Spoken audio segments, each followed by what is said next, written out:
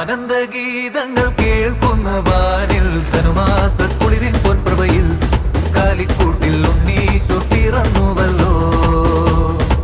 കാലങ്ങളായിരം കാത്തൊരു പൈതൽ, പാരിന്റെ പാപങ്ങൾ നീക്കിയ പൈതൽ ഇന്നീ ഭൂവിൽ പിറന്നുവല്ലോ. ഈ കാലിക്കൂട്ടിൽ ഉണ്ണീശോ പിറന്നുവല്ലോ. കാലിക്കൂട്ടിൽ ഉണ്ണീശോ പിറന്നുവല്ലോ. ബേത്ലഹേമിലെ തുമഞ്ഞ രാത്രിയിൽ ആനന്ദഗീതങ്ങൾ കേൾക്കുന്നു വാനിൽ ധനുമാസ കുളിരിൻ പൊൻപ്രഭയിൽ കാലിക്കൂട്ടി